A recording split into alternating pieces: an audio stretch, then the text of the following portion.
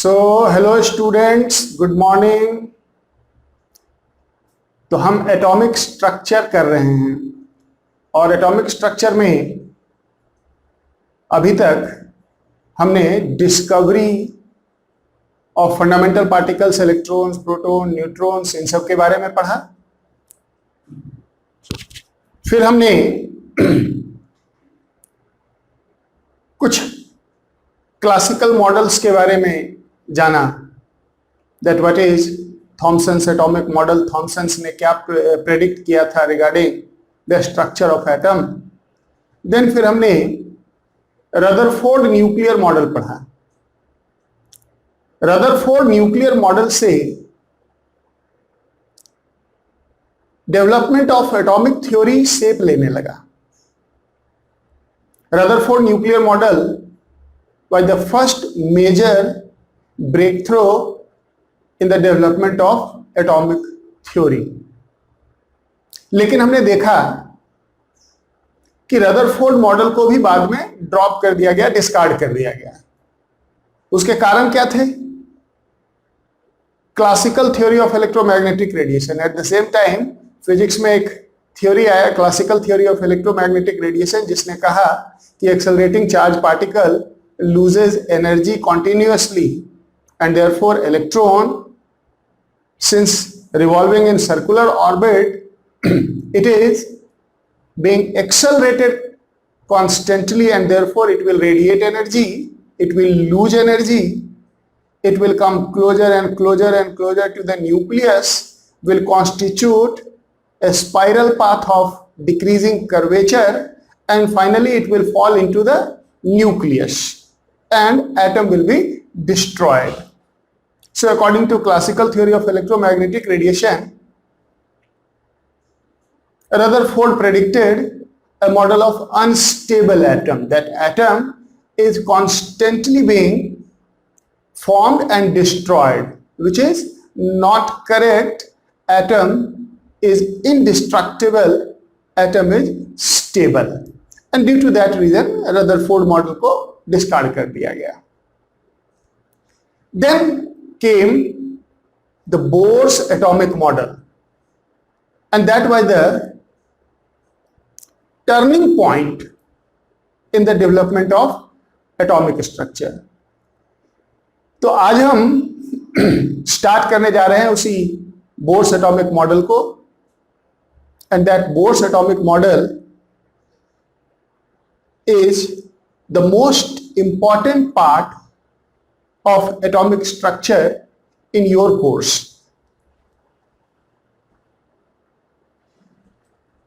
आपके कोर्स में bourse atomic model सबसे इंपॉर्टेंट पार्ट होने जा रहा है, क्योंकि सबसे ज्यादा question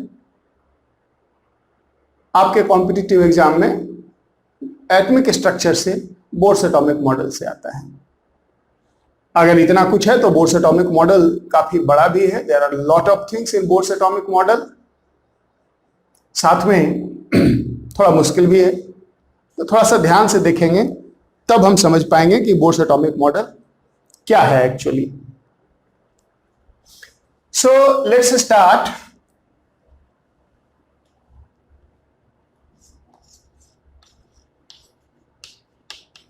bourse atomic model. What is exactly Bohr's atomic model?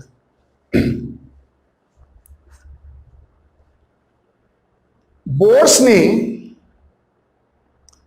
Actually Rutherford model को ही आगे मॉडिफाई किया, रदरफोर्ड मॉडल में ही फर्दर मॉडिफिकेशन किया। बोर ने डिसएग्री किया classical theory of electromagnetic radiation से और इनकॉर्पोरेट किया प्लैंक्स की क्वांटम थ्योरी को। तो फर्स्ट जो पॉइंट है बोर्स मॉडल में, that Bohr's model it is a modification of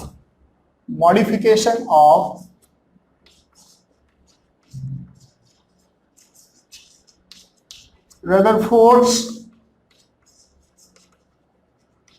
atomic model, Rutherford's atomic model का ही मॉडिफिकेशन है ये।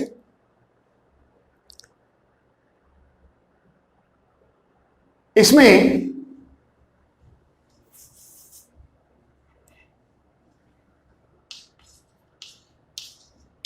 बोर disagreed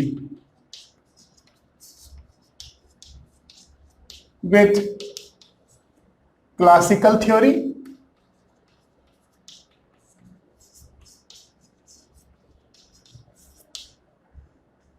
incorporated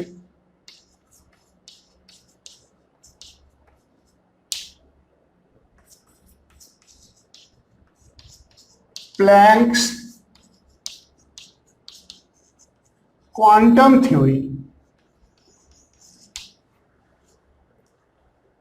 तो बोर्स ने क्लासिकल थ्योरी से डिसएग्री किया और प्लैंक्स के क्वांटम थ्योरी को इनकॉर्पोरेट करके अपनी थ्योरी बिल्डअप किया। जब भी कोई थ्योरी दी जाती है, जब भी कोई थ्योरी डेवलप होता है, then theory is written first, conceptualized first, experimented later। तो कोई एक्सपेरिमेंट तो बोर्ड ने किया नहीं और थ्योरी लिखना शुरू किया, तो कुछ आधार होगा उसका, कुछ बेसिस होगा उसका।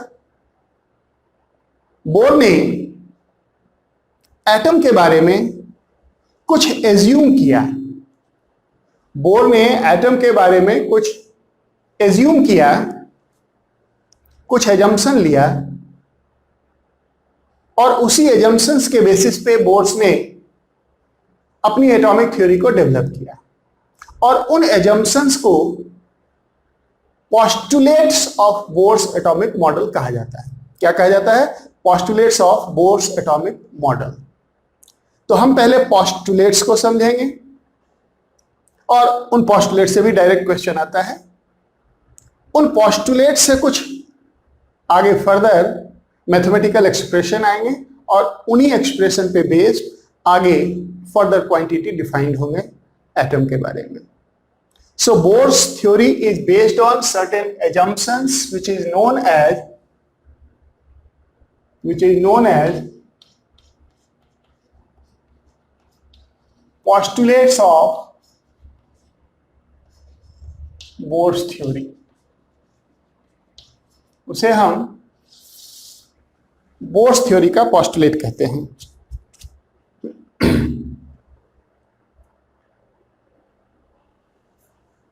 Three important postulates Bohr's theory में है, एक एक करके उसको हम देखेंगे और समझने की कोशिश करेंगे।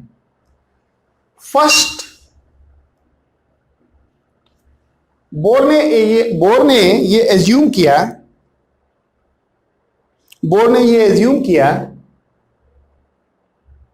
कि electron revolve around the nucleus in circular orbit of certain fixed radius. इसको हम ऐसे भी कह सकते हैं कि according to Bohr, electrons are allowed to revolve in only certain fixed circular orbits, not in any arbitrary orbit। और उन सर्कुलर ऑर्बिट्स को बोर ने नाम दिया स्टेशनरी ऑर्बिट। क्या कहा बोर ने?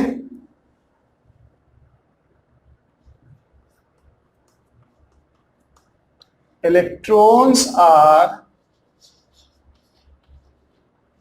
allowed to revolve in certain fixed orbit only, known as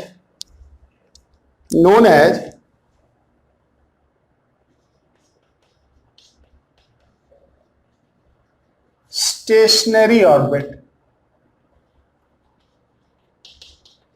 इसे समटाइम बोर्स ऑर्बिट भी कहते हैं।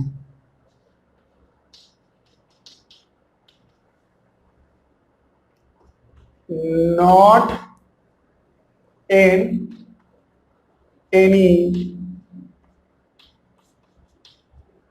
Arbitrary orbits. What it mean, इसका मतलब क्या हुआ? इसका मतलब यह हुआ कि यह है न्यूक्लियस और इसके अराउंड मैंने कुछ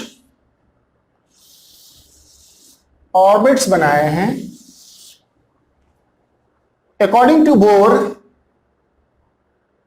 electron can revolve in this orbit, can revolve in this orbit, can revolve in this orbit if they are the stationary orbit, but between any two orbit between any two orbit infinite orbits can be drawn। हम बना तो सकते हैं, उन orbits में electron revolve नहीं कर सकता। Electron revolves in certain fixed orbits known as stationary orbit और Bohr's orbit, और इसे हम first, second, third stationery orbit कह सकते हैं। ये बात समझ में आई आप सबको? तो फर्स्ट पोस्टुलेट्स बोर्स मॉडल का क्या रहा? That position of electron is not arbitrary. Electron can be in certain fixed orbits only. Electron cannot be anywhere, कहीं भी नहीं हो सकते। Electron revolve in certain fixed stationary orbit known as Bohr's orbit। तो ये था फर्स्ट पोस्टुलेट्स बोर का। Second postulate को अब देखेंगे हम। दूसरी बात क्या कही बोर ने?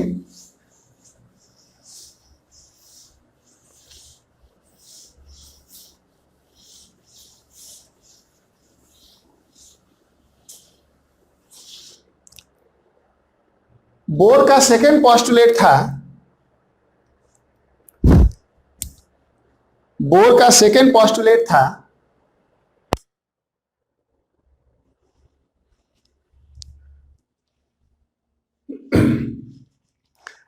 That energy of electron is quantized. ये बहुत बड़ी बात है, इसको समझना है ठीक से कि energy of electron is quantized. पहले मैं लिखता हूं इसको पोस्टुलेट नंबर 2 को।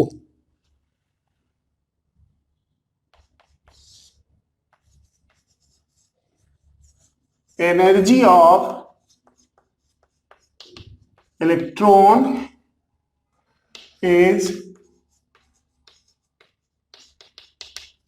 Quantized. This is important term. इसके लिए एक और टर्म यूज होता है,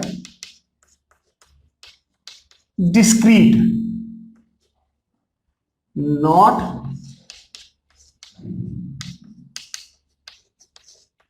continuous। Energy of electron is quantized, not continuous। continuous नहीं है, quantized है। ये बात समझ में आई सबको?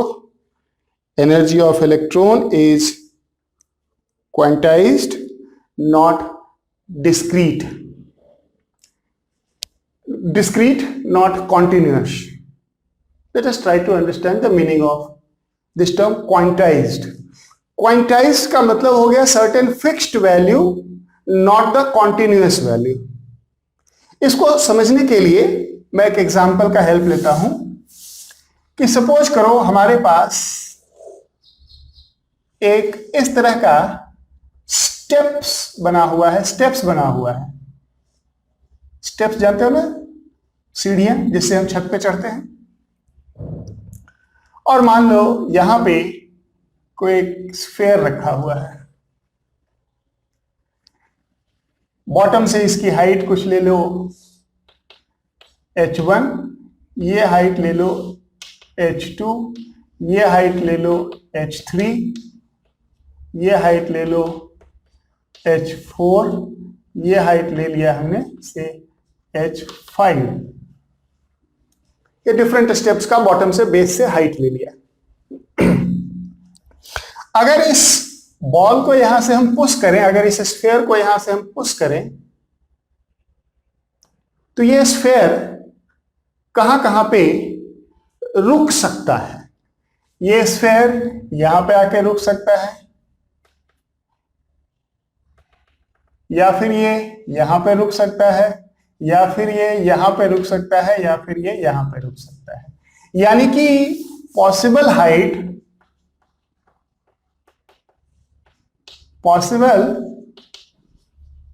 हाइट्स ऑफ स्फेयर क्या क्या हो सकता है। h1 हो सकता है, h2 हो सकता है, h3 हो सकता है, h4 हो सकता है, h5 हो सकता है। लेकिन अगर मैं आपसे पूछूं कि h1 और h2 के बीच में कितने हाइट एग्जिस्ट करते हैं थ्योरेटिकली, इनफाइनाइट, किसी भी दो हाइट के बीच में इनफाइनाइट हाइट हम इमेजिन कर सकते हैं। क्या वो हाइट्स स्फेयर के लिए, बॉल के लिए पॉसिबल है? नहीं है। तो हम कहेंगे कि यहां पे हाइट जो है वो क्वांटाइज्ड है, कॉन्टिन्यूअस नहीं है, क्योंकि h1 और h2 के बीच का हाइट स्फेयर का हाइट नहीं हो सकता है। यहां पे बीच में रुक नहीं सकता है स्फेयर, यहां पे नहीं रुक सकता, यहां पे नहीं रुक सकता। तो हम कहेंगे कि infinite heights are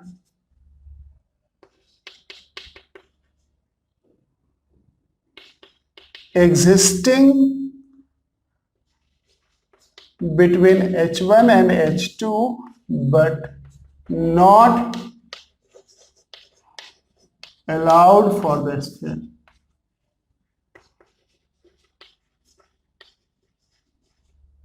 Hence height is quantized here. यहां पे हाइट क्वांटाइज्ड है। लेकिन अगर पैरेलल में एक और एग्जांपल हम ले लें, सपोज करो एक इंक्लाइंड प्लेन है, एक इंक्लाइंड प्लेन है। अगर हम यहां से स्फीयर को रिलीज करें तो फाइनली स्फीयर तो आएगा यहां पे, लेकिन वो सभी हाइट को बीच में एक्वायर किया होगा। यानी कि अगर आप यहां इसकी हाइट h लेते हो तो h से 0 के बीच में all Heights acquired by sphere. और इसलिए हम कहेंगे कि यहां पे हाइट जो है वो कॉन्टिन्यूअस है, क्वांटाइज्ड नहीं है।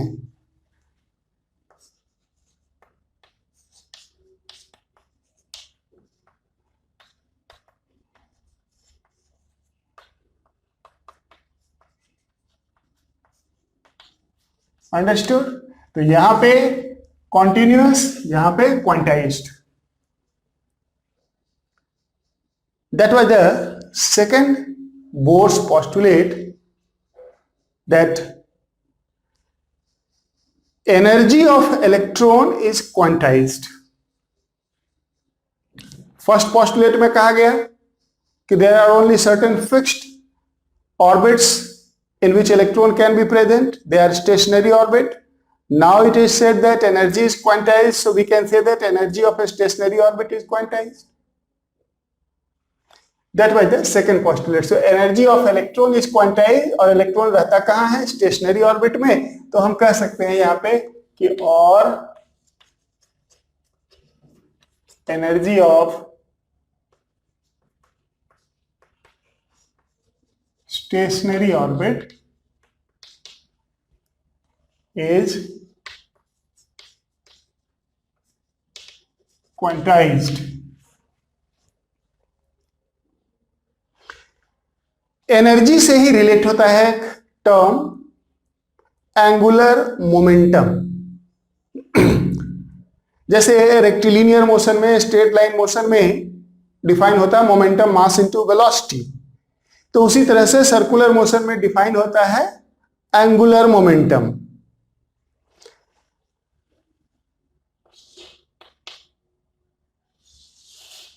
ये मैंने कुछ स्टेशनरी ऑर्बिट बनाए।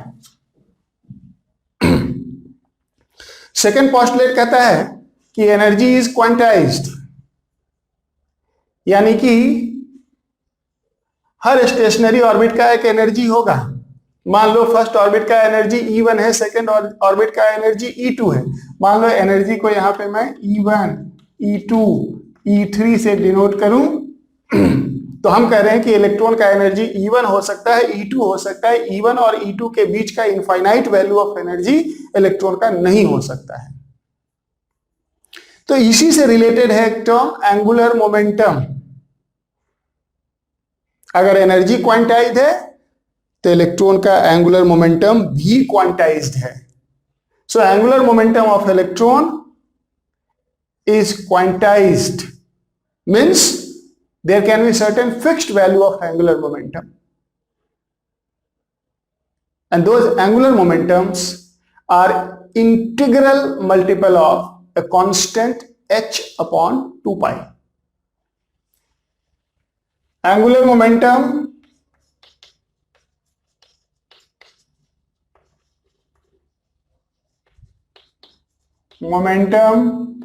of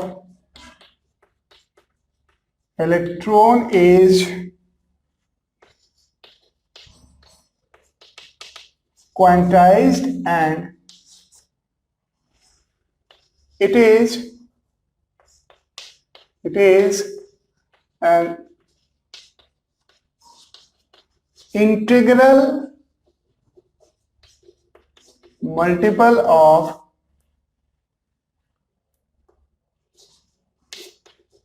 a constant h upon 2 pi.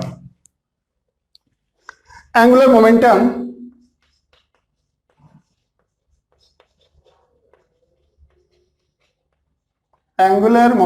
को कैपिटल L से डिनोट किया जाता है, और सर्कुलर मोशन में ये m into v into r होता है, जहां पे m मास ऑफ इलेक्ट्रॉन है, v वेलोसिटी ऑफ इलेक्ट्रॉन है, और r स्टेशनरी ऑर्बिट का रेडियस है।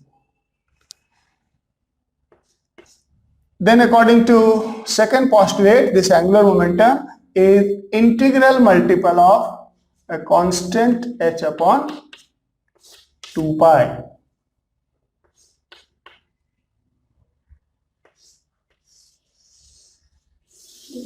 Where this m is nothing but 1, 2, 3 up to infinity, ये orbit number है 1, 2, 3, that is n.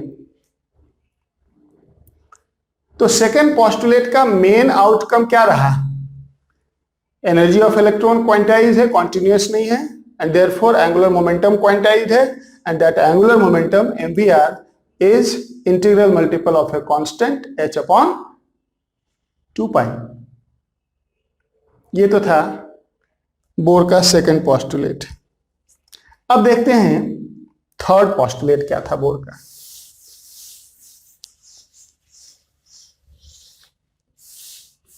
Third postulate देखेंगे।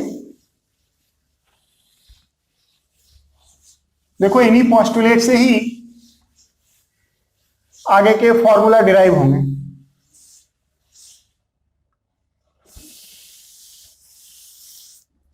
थर्ड पोस्टुलेट बोर मॉडल का क्या था?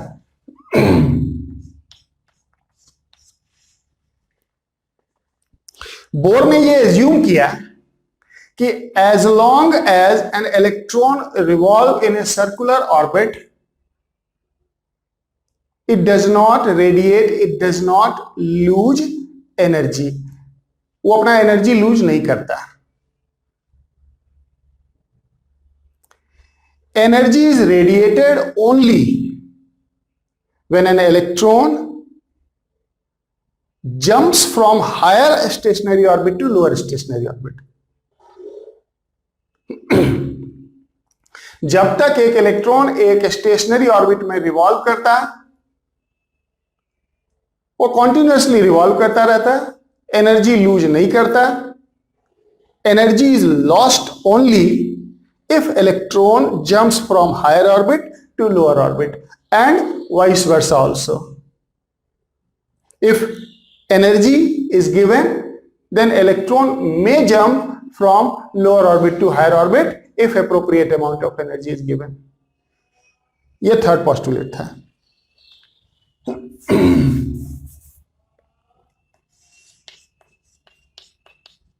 Electron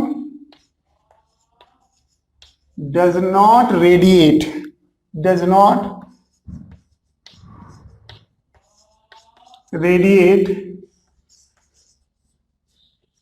energy as long as it revolve in a stationary orbit.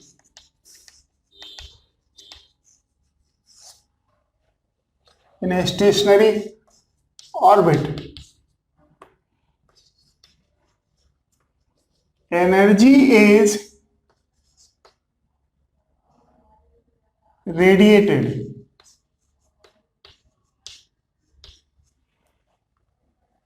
or lost only when electron jumps from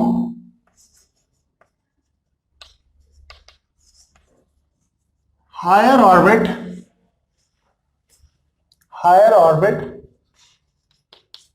to lower orbit.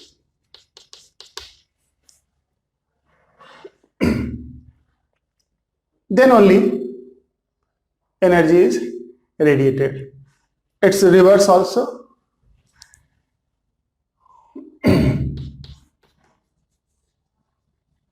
Energy is absorbed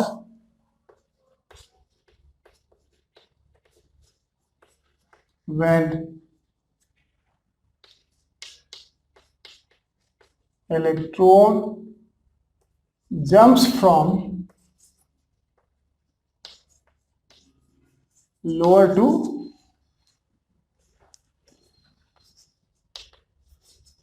higher orbit.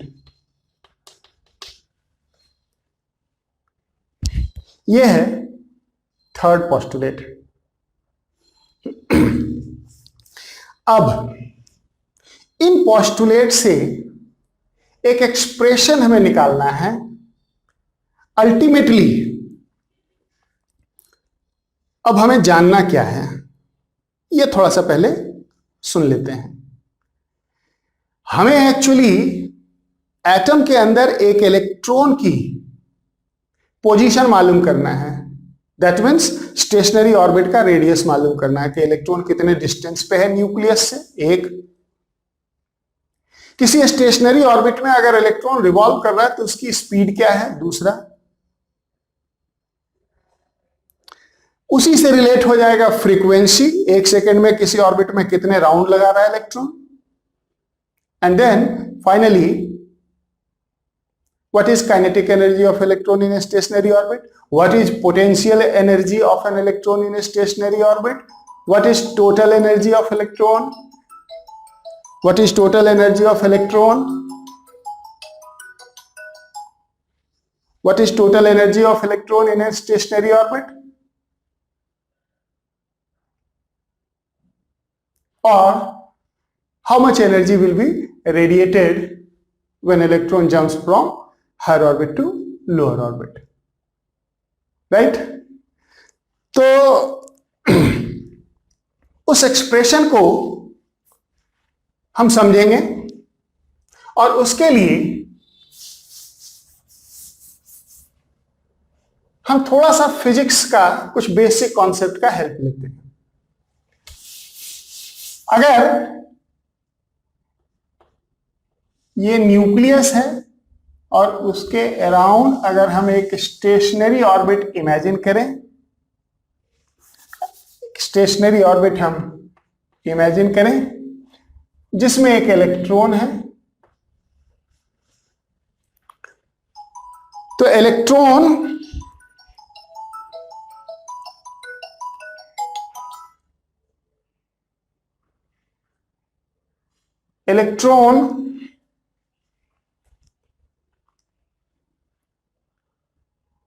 पे negative charge और nucleus पे positive charge.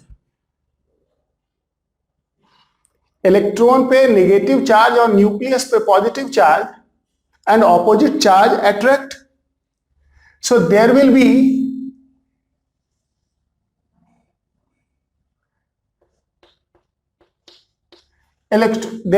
electrostatic force of attraction on electron by the nucleus in inward direction.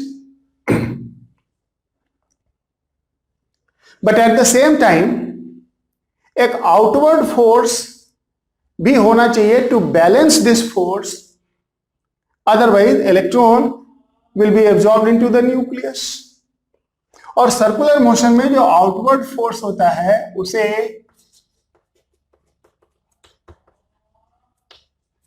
क्या कहते हैं? Centrifugal force. आपने realise किया होगा कभी कि अगर किसी स्टोन को एक थ्रेड में बांध के ऐसे करके हम सर्कुलर मोशन में रिवॉल्व करें और सडनली अगर थ्रेड को छोड़ दें, then what happens? Stone is thrown away.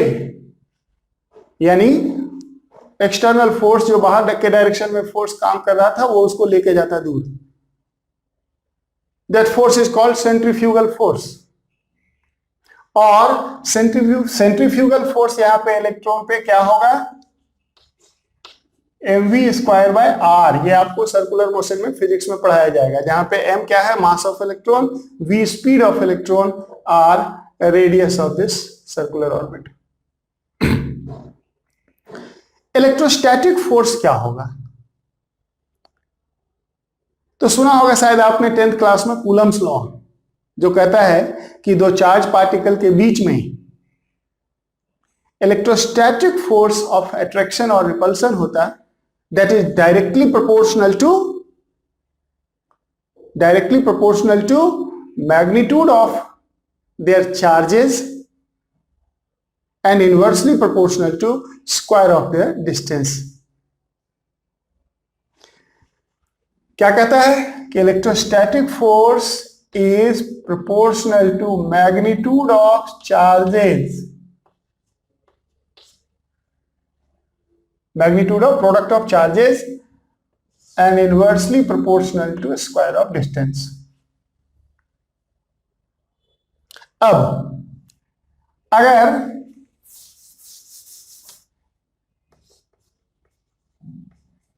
Charge on electron को हम Q1 से डिनोट करें तो ये सिंपली E होगा। मैग्नीट्यूड लेना है तो साइन तो लेना नहीं है E, अदरवाइज हम माइनस E लेते।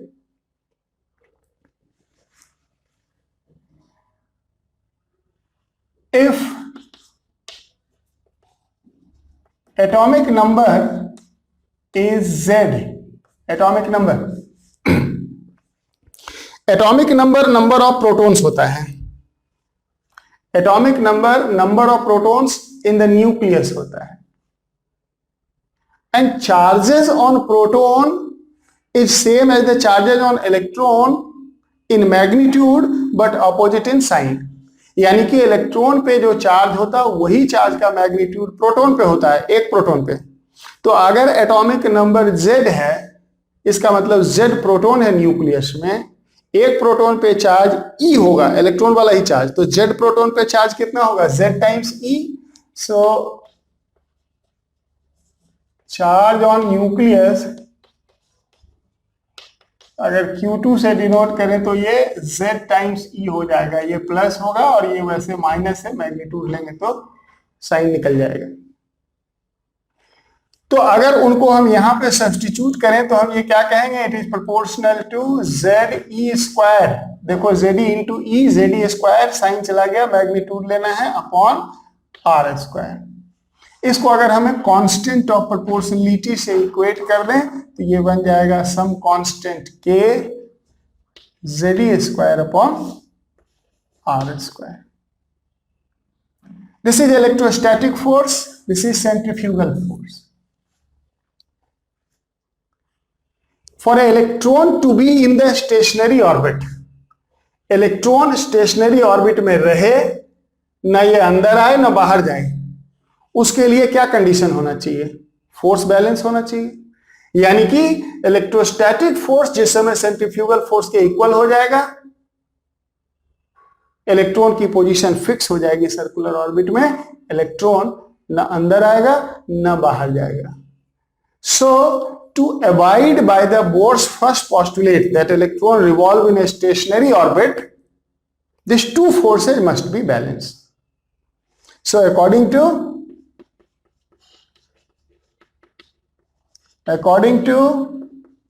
Bohr's theory,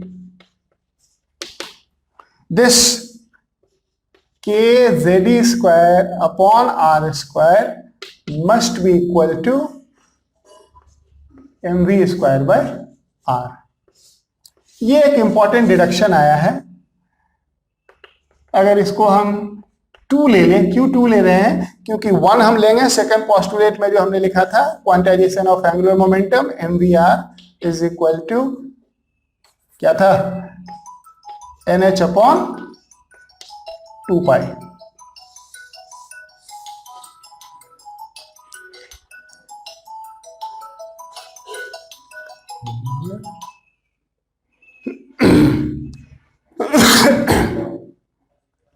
mvr is equal to nh upon 2 pi. तो इन दोनों एक्सप्रेशन से, ये था फर्स्ट एक्सप्रेशन जो कि सेकंड पोस्टुलेट में आया था, इन दोनों एक्सप्रेशन से अब हम आगे कुछ इलेक्ट्रॉन की प्रॉपर्टी वगैरह डिराइव कर सकते हैं। फर्स्ट प्रॉपर्टी उसमें आता है रेडियस ऑफ स्टेशनरी ऑर्बिट, कि इस स्टेशनरी ऑर्बिट का रेडियस क्या होगा। So let us derive with the help of this two expression. Radius of stationary orbit को हम डिराइव करने जा रहे हैं।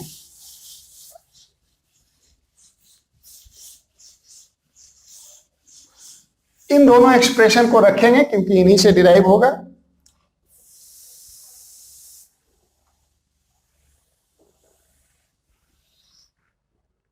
Radius of stationary orbit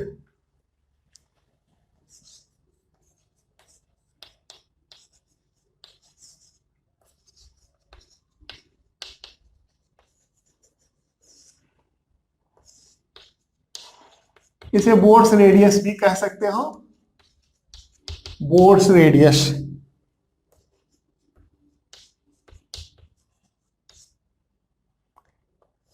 radius of stationary orbit और बोर्स रेडियस। देखो हमें क्या करना है, सिर्फ फर्स्ट एक्सप्रेशन से स्पीड को सेकंड एक्सप्रेशन में सब्स्टिट्यूट कर देना है। अब देखो फर्स्ट एक्सप्रेशन में स्पीड क्या हो जाएगा? v हो जाएगा nh अपॉन 2 पाई mr, mr नीचे चला जाएगा और यहां v स्क्वायर है तो उसका हम स्क्वायर करेंगे तो क्या हो जाएगा? n square h square upon 4 pi square m square r square. So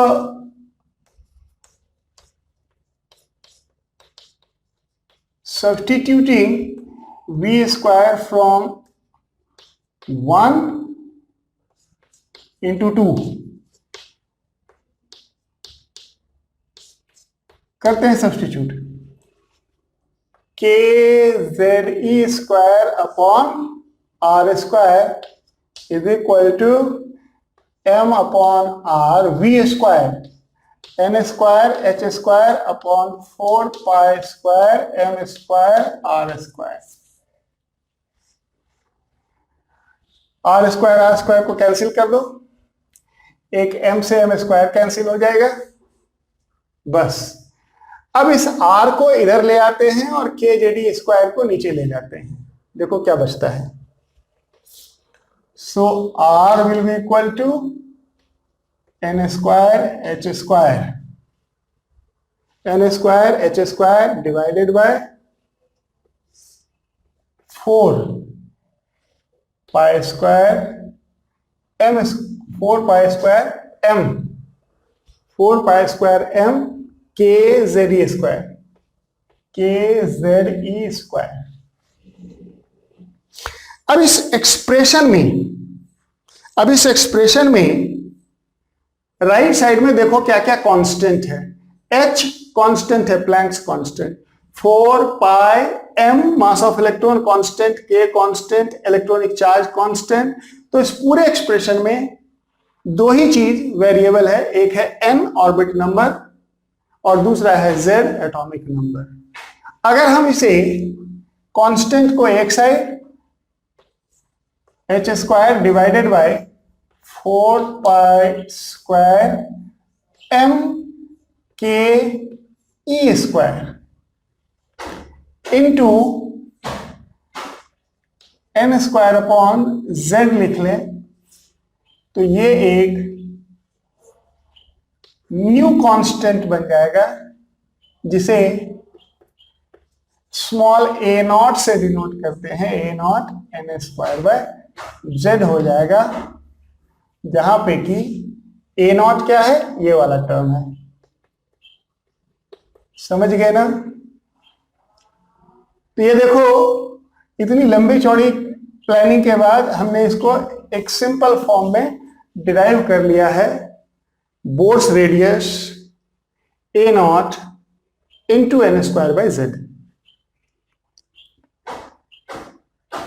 जिसमें a नॉट की वैल्यू हमें याद रखना है, दिया भी जाता है पेपर में। a नॉट होता है 0.529 इंटू 10 का पावर -10 मीटर, और आपको पता है कि -10 मीटर एंगस्ट्रॉम के लिए यूज होता है, तो इसे 0.529 एंगस्ट्रॉम भी बोल सकते हैं। इसको मैं सिंप्लीफाई करता हूं, 52.9 इंटू 10 का पावर -12 मीटर, -12 पिकोमीटर होता है। इसको राउंड ऑफ करके 53 ले सकते हो, तो कैलकुलेशन करते समय इसको 53 पिकोमीटर अप्रोक्सीमेटली ले सकते हो। ए नॉट को 53 पिकोमीटर बोल लो या 0.529 एंगस्ट्रॉम बोल लो। समझ गए? अब थोड़ा इसको एनालाइज करो। अगर हम Z इज इक्वल टू 1 रख दें, मीन्स व्हाट, हाइड्रोजन एटम की बात कर रहे हैं, और N इज इक्वल टू 1 कर दें, मीन्स व्हाट, फर्स्ट ऑर्बिट। तो उस कंडीशन में R1 for hydrogen, first orbit का रेडियस हाइड्रोजन के लिए क्या हो जाएगा, a नॉट इंटू 1 का square divided bye 1, that is a not. तो ये a नॉट कुछ और नहीं है, that a not is radius of first stationery orbit of hydrogen atom. समझ गए? So it is radius of first Bohr's orbit of hydrogen atom। अब इससे पहले कि हम और आगे बढ़े, इसमें बोर्स मॉडल का एक लिमिटेशन यहां पे मेंशन करना जरूरी है, उसके बिना हम आगे नहीं बढ़ सकते हैं। Bohr's model is applicable only to one electron system, क्योंकि डेरिवेशन में देखा था हमने एक ही इलेक्ट्रॉन लिया था सर्किल में। अगर एक से ज्यादा इलेक्ट्रॉन होगा तो उन सब इलेक्ट्रॉन का भी न्यूक्लियस के साथ अट्रैक्शन होगा और उनको भी कंसीडर करना पड़ेगा, जो हमने नहीं किया है। And therefore this model has a very serious limitation, that this model is applicable only to one electron system. So that limitation is essential to mention now.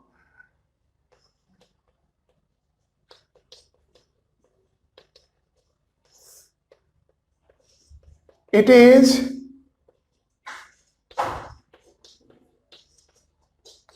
applicable to one electron system only.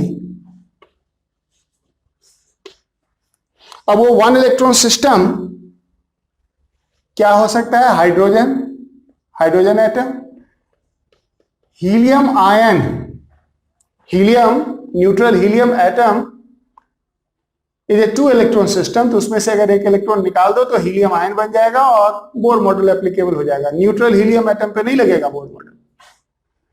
Helium ion, Li2+, lithium का atomic number 3 होता है। So neutral lithium atom has 3 electron, 2 निकाल दो तो Li2+ बन जाएगा, 1 electron system रह जाएगा। 2 निकाल दिया, 3 में से 1 रह गया। बेरिलियम 3+, और इस तरह से किसी में भी लगा सकते हैं जिसमें कि 1 इलेक्ट्रॉन होता है। सोडियम का atomic number 11, so neutral sodium atom has 11 electron. Out of 11 अगर 10 इलेक्ट्रॉन निकाल दो तो उस पर +10 चार्ज आ जाएगा और वो 1 इलेक्ट्रॉन सिस्टम हो जाएगा जिसपे बोर मॉडल अप्लाई हो जाएगा। So Bohr model is applicable only to 1 electron system. Radius का एक्सप्रेशन हमारे सामने, देखो इसमें एक्सप्रेशन याद रहना चाहिए और ज्यादा कुछ नहीं होता। अगर एक्सप्रेशन याद है तो एटॉमिक स्ट्रक्चर का क्वेश्चन कूल होता है। एक आध कैलकुलेशन हम करके देख सकते हैं। अगर एक सिंपल सा क्वेश्चन आ जाए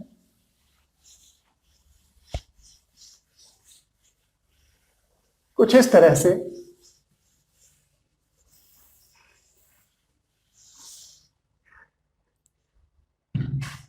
कि if third Bohr's orbit, third Bohr's orbit of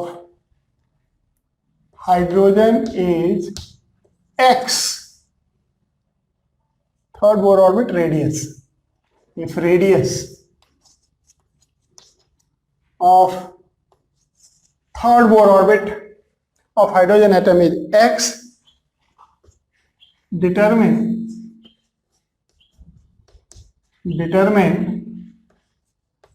radius of fifth Bohr's orbit of helium He+. अब ये डायरेक्ट न्यूमेरिकल नहीं है, एक वेरिएबल के टर्म में आंसर करना है। तो बोर रेडियस का एक्सप्रेशन अभी हमने क्या लिखा था? Bore radius is what? A0 n²/z for hydrogen. क्या लिखना है हमें? Third bore radius. तो R3 क्या लिखेंगे? A0 n², 3 का square upon 1, so it is 9A0 which is given x। अब हमें निकालना क्या है? हीलियम आयन, देखो हीलियम एटम नहीं, helium ion, 1 electron system. Helium ion का फिफ्थ बोर ऑर्बिट का रेडियस निकालना है, फिफ्थ बोर ऑर्बिट का रेडियस निकालना है। सो R5, R is A0 n², 5 का square upon z, atomic number of helium is 2, so it is 25/2 A0, 25/2 A0, और A0 को यहां से सब्स्टिट्यूट कर देंगे। सो A0 is x/9, so 25/2 A0 is x/9, so answer is 25/18x। कुछ समझ में आया? बोर रेडियस कैसे सॉल्व होता है? और ये याद रखना कि एटॉमिक स्ट्रक्चर का ये सबसे सिंपल क्वांटिटी है, सबसे सिंपल टर्म को हम देख रहे हैं। अभी आगे बहुत कुछ होना है और वो इतना आसान नहीं होगा। समझा ना? तो बोर रेडियस और स्टेशनरी ऑर्बिट का रेडियस निकालना हमने सीखा है। इसमें एक आध और पॉइंट हम देख सकते हैं। देखो, बोर रेडियस का एक्सप्रेशन क्या है? A nought n square by Z.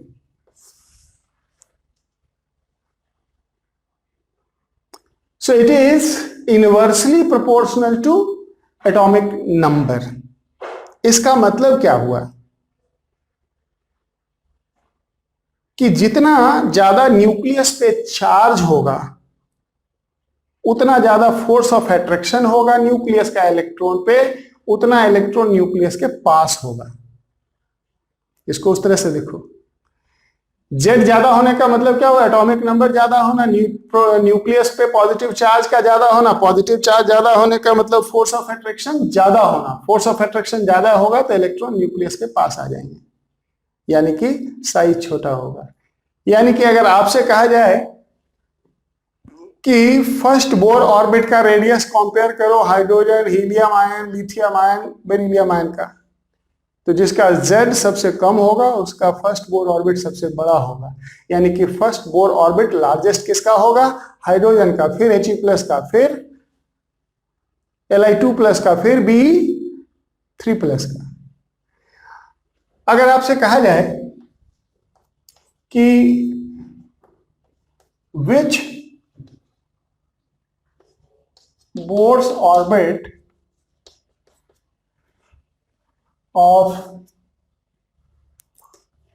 Be3+ has same radius as second orbit of hydrogen। Hydrogen का सेकंड बोर रेडियस बेरिलियम के किस बोर रेडियस के बराबर होगा? सिंपल सा क्वेश्चन। तो फॉर हाइड्रोजन क्या लिखेंगे? R2 क्या हो जाएगा? A0 n² सो 4A0। आपको बताना है कि बेरिलियम आयन के अंदर जो कि 1 इलेक्ट्रॉन सिस्टम है किस ऑर्बिट का ये रेडियस होगा। So for beryllium R will be equal to A0 n² by Z, which is 4, and this must be equal to 4A0. This must be equal to 4A0. So A0 is now cancelled, so n² is 16, so n is 4. That means fourth Bohr orbit of beryllium will have same size as the second Bohr orbit of hydrogen। समझ गए? तो आज just मैंने introduce किया है Bohr's atomic theory और कुछ basic fundamentals उसका मैंने बताया है। अब नेक्स्ट क्लास में, नेक्स्ट लेक्चर में हम थोड़ी बड़ी बड़ी बातें करेंगे। स्पीड ऑफ इलेक्ट्रॉन निकालेंगे बोर ऑर्बिट में, स्टेशनरी ऑर्बिट में इलेक्ट्रॉन की स्पीड क्या है, स्टेशनरी ऑर्बिट में इलेक्ट्रॉन की फ्रीक्वेंसी क्या है कि 1 सेकेंड में कितना राउंड लगाएगा, स्टेशनरी ऑर्बिट में इलेक्ट्रॉन की टाइम पीरियड क्या है कि 1 चक्कर लगाने में कितना टाइम लगेगा इलेक्ट्रॉन को, एंड देन फिर आगे एनर्जी वगैरह से related. So that's all for today. See you in the next class. Thank you.